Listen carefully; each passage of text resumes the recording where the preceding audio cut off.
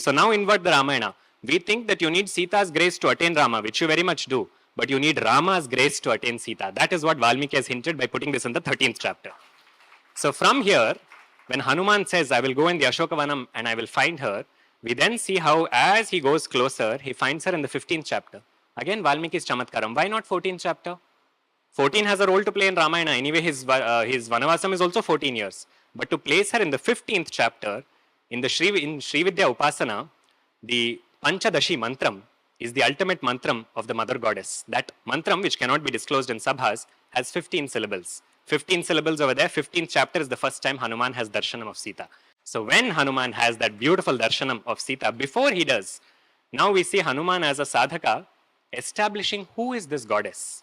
And when he sees her for the first time, he makes a series of comparisons. He looks at her, and his own poetry comes forth, and Valmiki's poetry as well, where Hanuman says, she looks like Agni that is covered by smoke.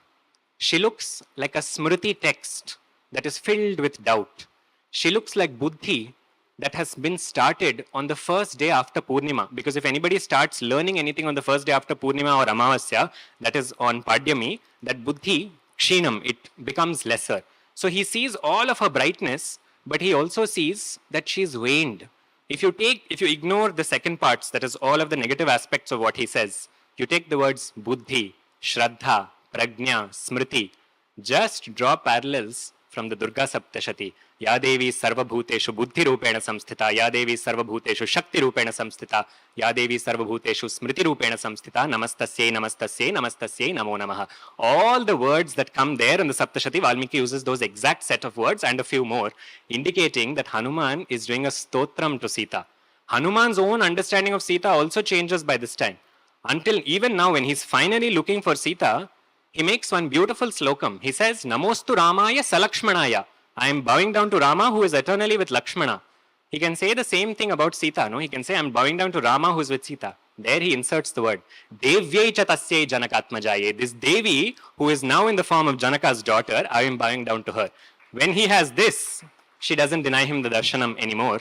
And as he goes forward, when he eventually sees her, this is the beauty. Hanuman, if he were just a Vanara or if he were just a human, he would have used some quick logic to conclude who she is. Because his first establishment is through her physical attributes. So he says, look at all the ornaments that she is wearing.